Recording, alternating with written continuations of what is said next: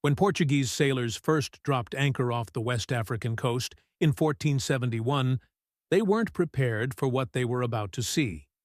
They had sailed thousands of miles expecting to find primitive villages, maybe some gold to trade, perhaps some stories to tell back home about exotic lands. What they found instead was something that would haunt European powers for the next 4 centuries. They found a kingdom with paved streets wider than anything in Lisbon. They found a 4-story palace that dwarfed the royal residences of Europe.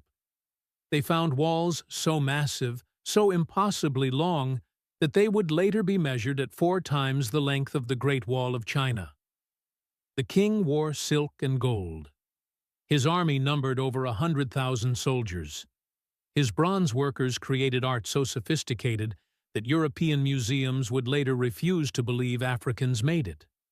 So the Portuguese did what empires do best when confronted with a truth that threatens their entire worldview. They smiled, they traded, they took notes, and then, over the next 400 years, they worked with every other European power to systematically erase this kingdom from history. They burned it, they looted it, they rewrote the maps, and then they taught your grandparents and your parents and you that it never existed at all. This is the story of the Benin Empire, and this is the story of the greatest theft in human history. The year is 1485, and a Portuguese trader named João Afonso de Veiro has just returned from the coast of West Africa. He's writing a letter to his king, and his hands are shaking. Not from fear, but from something closer to disbelief. He describes a city he calls Great Benin, with streets so wide that multiple carriages can pass side by side. He describes the king's palace as being as large as the entire city of Haarlem in the Netherlands, with galleries and rooms decorated with polished palm leaves that shine like marble. He describes metalworkers creating bronze sculptures using a lost wax casting technique so advanced that Portuguese artisans don't even understand how it works. He describes a kingdom that controls trade routes stretching from the Atlantic coast deep into Central Africa, a kingdom wealthy beyond European imagination, a kingdom with a sophisticated bureaucracy, standing army, and diplomatic corps. But here's the thing that de Veiro doesn't write in his letter, the thing he perhaps doesn't even consciously realize yet. This discovery is a problem, a massive, civilization-threatening problem. Because in 1485, Europe is in the business of slavery. The Portuguese have already begun capturing Africans from coastal regions, shipping them across the Atlantic to work sugar plantations. And the entire economic and moral justification for this industry rests on one crucial lie: that Africans are primitive, incapable of civilization, barely human. It's a lie they tell themselves to sleep at night. It's a lie they teach in churches to get God's blessing. It's a lie they write into law to make it all legal. But the Benin Empire doesn't just challenge this lie. It demolishes it. If word gets out that there's a black civilization in Africa that rivals or surpasses European kingdoms in wealth, organization, and artistic achievement, the entire justification for slavery collapses. If Africans can build cities like this, create art like this, organize societies like this, then what right does Europe have to enslave them? So a decision is made, not in any single room or by any single person, but collectively, systematically, over decades and then centuries. The decision is this: trade with them for now. Learn everything you can about them. And when the time is right, destroy all evidence that they ever existed. For the next 400 years, this is exactly what happens. European powers trade with Benin, importing pepper, ivory, and palm oil. They establish diplomatic relationships. Portuguese missionaries visit the court. Dutch merchants set up trading posts. British delegations are received by Benin's kings, the Obas, with all the ceremony due to foreign dignitaries. But all the while, something insidious is happening on European maps and in European books. In the 1500s, maps show the Benin Empire clearly, labeled and acknowledged. By the 1600s, the labels start to shrink. By the 1700s, the interior of Africa on European maps becomes blank space, filled with drawings of elephants and lions and the words terra incognita, unknown land. It's not unknown. Europeans have been trading there for 2 centuries. But calling it unknown serves a purpose. Unknown means uncivilized. Unknown means available for taking. And then comes the pseudoscience.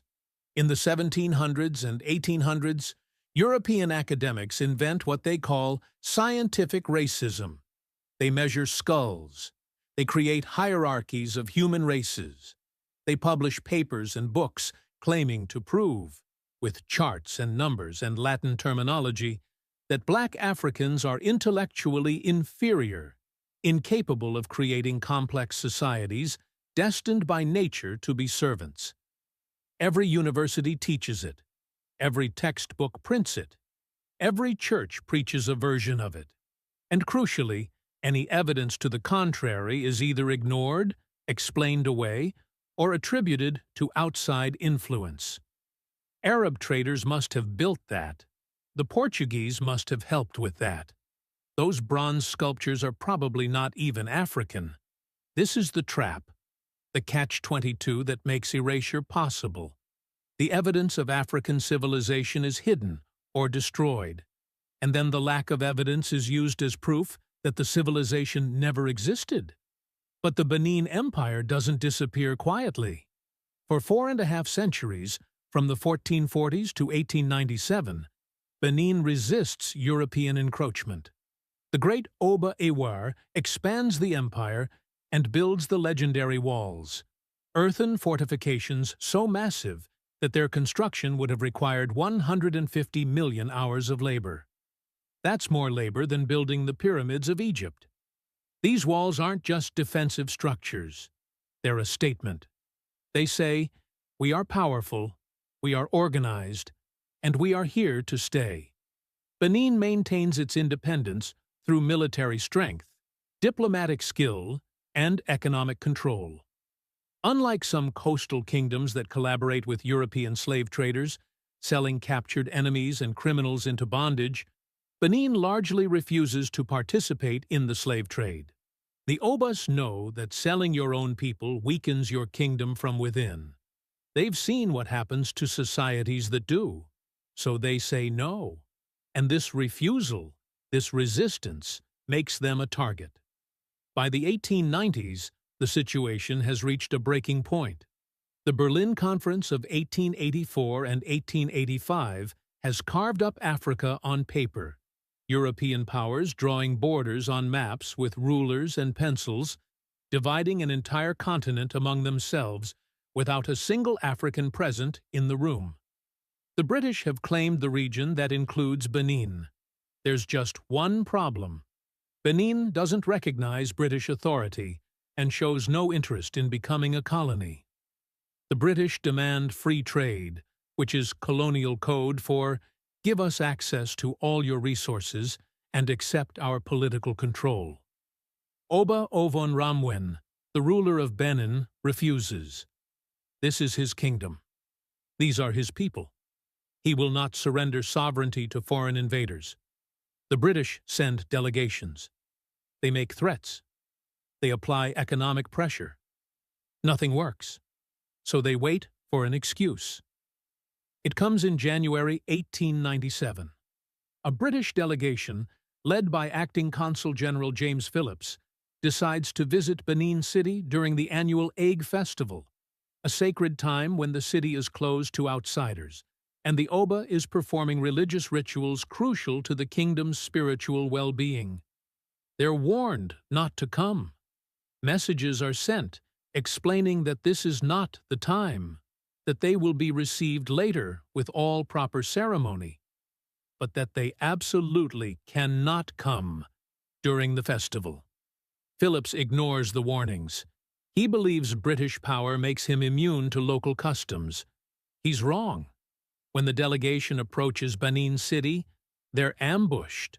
7 British officers are killed. It's never been entirely clear whether this was sanctioned by the Oba or carried out by commanders who believed the British were planning an invasion. Evidence suggests Benin had intelligence about British military preparations. What's certain is that the ambush gives the British Empire exactly what it wanted: a justification for war. The response is immediate and overwhelming. The British organize what they call a punitive expedition, which is colonial doublespeak for a massacre. In February 1897, 1,200 British soldiers armed with Maxim guns, the machine guns of the era, invade Benin. The kingdom's warriors fight with courage, but they're outgunned, literally. Spears and swords against rapid-fire weapons. The British cut through Benin's defenses in 10 days. Thousands of Benin citizens are killed. The exact number is never recorded because the British don't bother to count. But what happens next is even worse than the killing. It's the erasure. British soldiers enter the royal palace and begin the most systematic looting in African history. They take over 2,000 bronze sculptures, each one a masterpiece of metalwork. They take ivory carvings that have been in the royal collection for generations. They take gold artifacts, ceremonial objects, historical records. Anything that can be carried is carried. Anything too heavy to move is destroyed. The royal library, which contains the written and oral history of the kingdom, is burned. British soldiers set fire to the palace and then to the city itself. For 3 days, Benin burns. A British officer writes in his diary, with satisfaction, that the city burned beautifully. Oba Ovonramwen is captured and sent into exile, where he dies 6 years later, a broken man separated from his kingdom and his people. But here's where the story takes its darkest turn. The bronze sculptures that the British stole present an immediate problem. They're too good. The artistry is too sophisticated. The technical skill required to create them is too advanced. European museums and art collectors look at these sculptures and they can't reconcile what they're seeing with what they've been taught about African primitivism. The sculptures show faces with individual expressions, clothing with intricate detail, historical events captured with narrative sophistication. The lost wax bronze casting technique used to create them is more advanced than what most European bronze workers are using in the 1890s. So the lie evolves. British museum curators begin claiming that the bronzes were probably made with Portuguese help, or that they were influenced by European art, or that perhaps they were created by lost Roman colonists or Arab traders. Anything but admit the obvious truth, that black African artists in the 1300s and 1400s, centuries before significant European contact, created these masterpieces. The sculptures are labeled primitive art, despite their obvious sophistication. They're sold to museums worldwide for a fraction of their value, and the city they came from is written out of history. For decades, this erasure is nearly complete. History textbooks in Europe and America either don't mention Benin or describe it as a minor tribal kingdom. When the walls are mentioned at all, they're called mysterious, and archaeologists speculate they might have been built by a lost civilization. Not the Benin Empire, which definitely built them, but some other unspecified group, because surely Africans couldn't have managed such an engineering feat. This is the pattern of colonial archaeology. When you find something impressive in Africa, assume anyone but Africans built it. But walls buried under jungle and lies buried under propaganda have one thing in common. Eventually, they get uncovered. In the 1960s, Archaeologists actually measure the Benin walls with modern equipment. The numbers are staggering. 16,000 kilometers of earthen fortifications, 4 times longer than the Great Wall of China. The engineering expertise required to plan and build such a structure implies a sophisticated understanding of mathematics, labor organization, and defensive strategy. There's no explaining this away. Carbon dating on the Benin bronzes confirms they were created by African artists in the 1300s and 1400s, long before significant European contact. Portuguese records, hidden in archives in Lisbon, are rediscovered, confirming everything de Veiro wrote in 1485 about Benin's wealth and sophistication. X-rays and metallurgical studies prove that Benin's bronze workers developed casting techniques that Europe didn't have. The evidence becomes overwhelming, undeniable. But museums still won't return the stolen art. To this day, over 5,000 Benin artifacts sit in museums across Europe and America. The British Museum alone holds more than 900 pieces. Nigeria has repeatedly requested their return. The requests are denied. The excuse is always the same. We're preserving them for the world. But what they're really saying is, we're keeping our stolen goods. Because returning the Benin bronzes means admitting they were stolen. And admitting they were stolen means admitting the massacre was a crime. And admitting the massacre was a crime means admitting colonialism was a system of theft backed by violence. And that admission, even now, 127 years later, is too threatening to the way Europe and America tell their own histories. This is why the lie matters. This isn't just about art in museums or walls in the jungle. It's about power in the present. If African civilizations were sophisticated and wealthy, if they built cities and created art and organized complex societies, then the entire narrative of Western superiority collapses. The justification for colonialism, the white man's burden, the civilizing mission, is exposed as propaganda. And if colonialism is exposed as theft, then questions arise about reparations, about restitution, about who owes what to whom. This is why most history textbooks still don't mention the Benin Empire. When they do mention it, it's called a tribe, not an empire, minimizing its power. The same treatment is given to Great Zimbabwe, to the Kingdom of Congo, to the Songhai Empire, to Aksum, to Kanem Bornu, an entire continent's worth of civilizations erased or minimized, so that the lie can continue. But here's what they couldn't destroy. The walls still stand in Benin City, overgrown but undeniable. The art survived in museum basements, beautiful despite being stolen. The oral histories passed down through generations, kept alive by people who knew the truth, even when the world wouldn't listen. The archaeological evidence, the Portuguese records, the carbon dating, the metallurgical analysis, all of it telling the same story. They lied, they stole, they erased, but they didn't win. When you erase a people's history, you don't just steal their past, you steal their future. Every African child who grows up believing their ancestors built nothing has had their inheritance stolen. Every museum with stolen African art is a crime scene with the evidence on display. Every history book that ignores African empires is propaganda dressed as education. The greatest theft in history wasn't just gold and bronze sculptures, it was truth itself. They didn't just steal crowns from African kings. They stole the memory that the kings ever existed. But memory, like walls buried under jungle, can be excavated. And once you see it, once you really see it, you can never unsee it.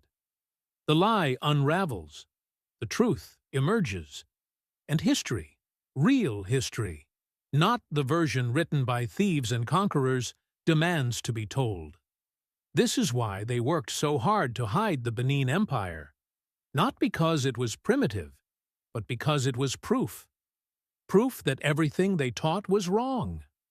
Proof that the civilizations they destroyed were not inferior, but competition. Proof that history isn't written by the victors, it's written by the thieves. And it's time, long past time, to take it back.